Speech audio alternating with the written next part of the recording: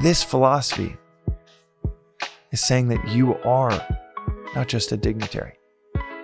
You are what is. We are back talking dat Vedantic with another reflection on that TDV. That TDV. I don't know if I can use that, the Daily Vedantic. It's kind of like saying ATM machine. It's a bit redundant on the acronym front. And everyone by the way, people in Magic Mind, they all know that I hate acronyms. So I rarely even call this TDV.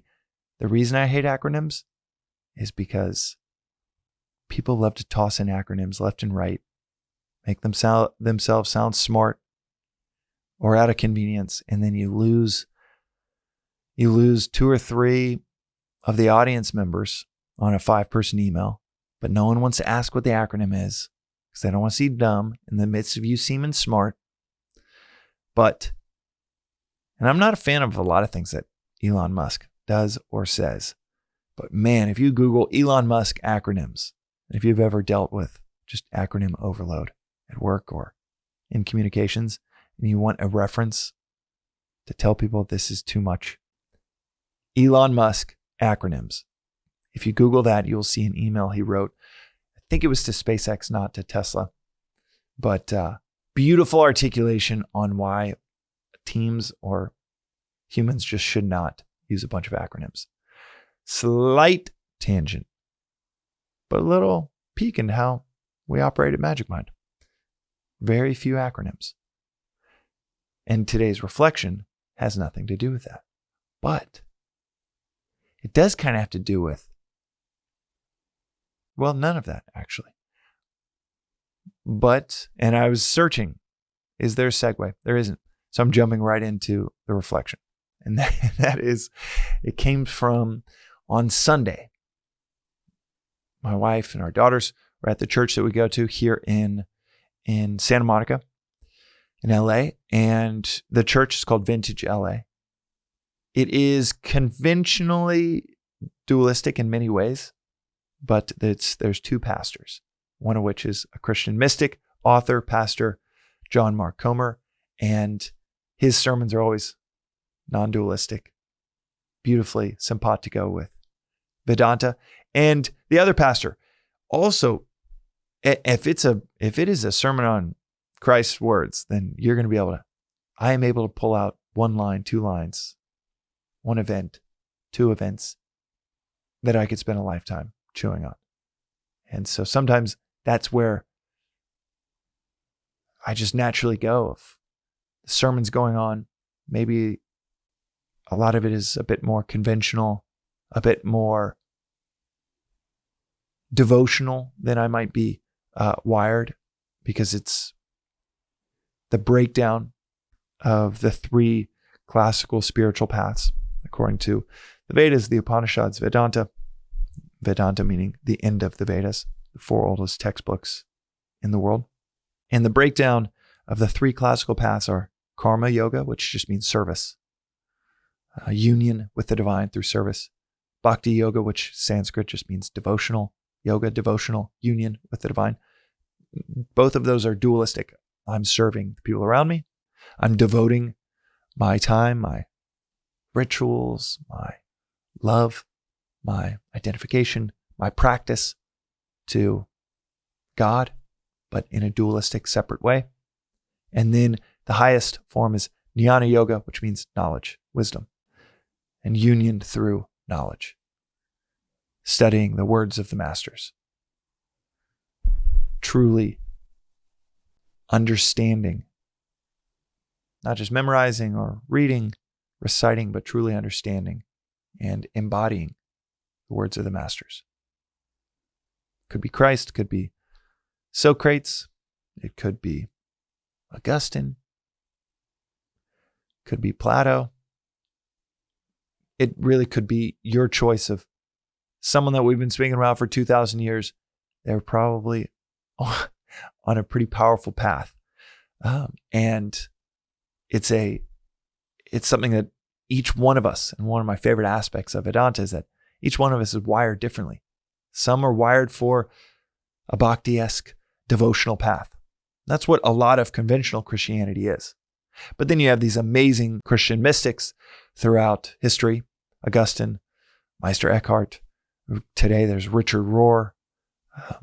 You have, even in the last century, certain Christian mystics that have said the Christian of the future will either be a mystic or will not exist at all. It's Karl Rahner, the Catholic priest that said that.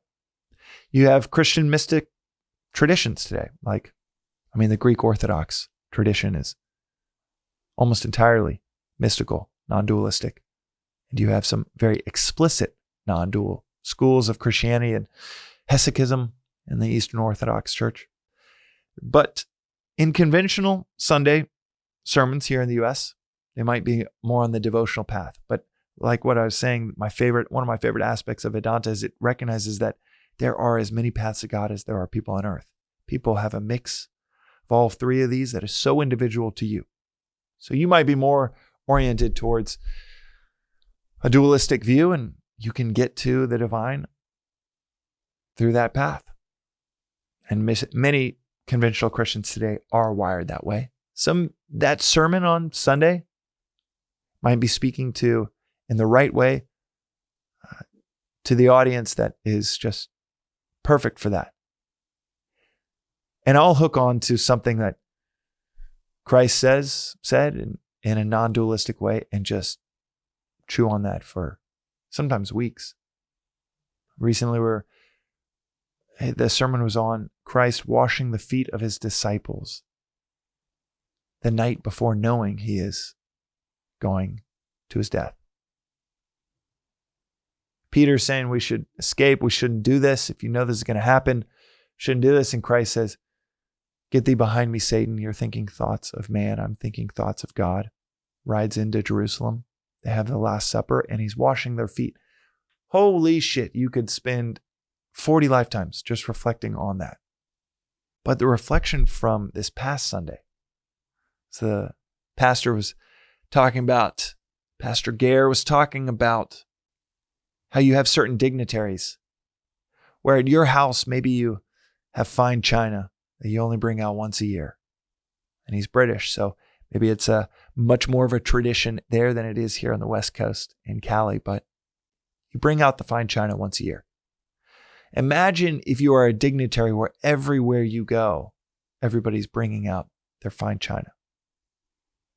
The reflection that I had was that this philosophy is saying that you are not just a dignitary. You are what is.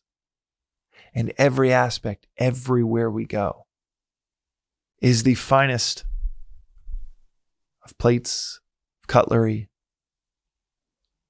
the meal itself. Everything is so exquisitely procured for your feast, for our feast, with every experience.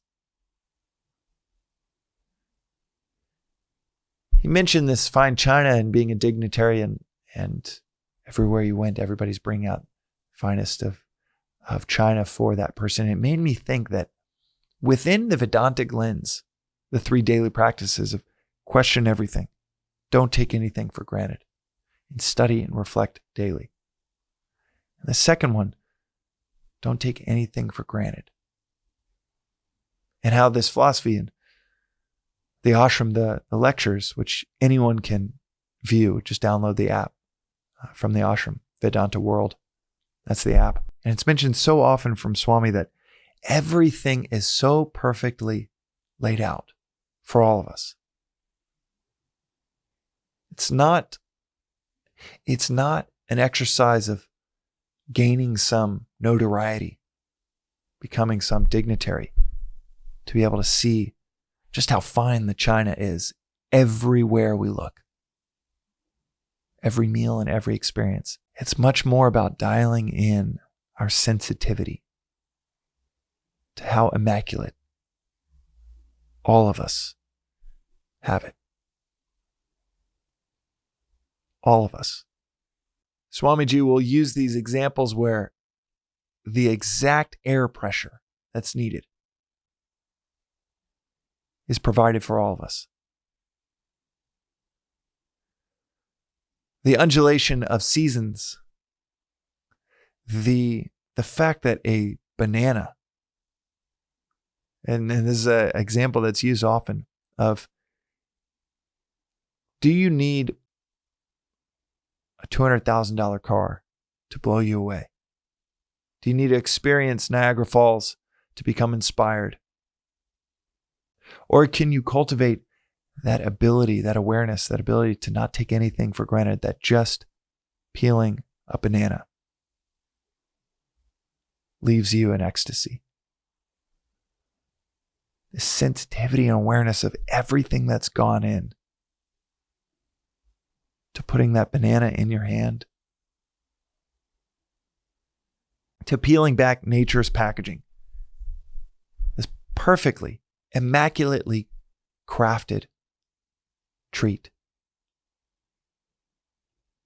Falling from trees. I don't know if bananas come from trees, actually.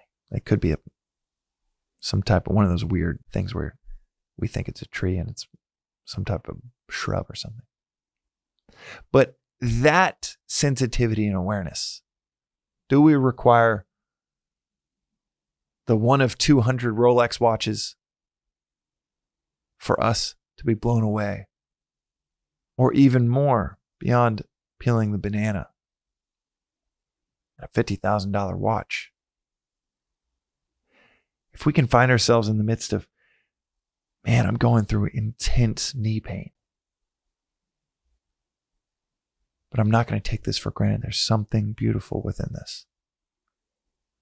I'm going through the loss of a child, the loss of a family member, which I've talked about on this podcast a handful of times. You go through what you would have never designed, and in the midst of it, on the other side of it, you recognize that it might be the most beautiful thing you would have never designed.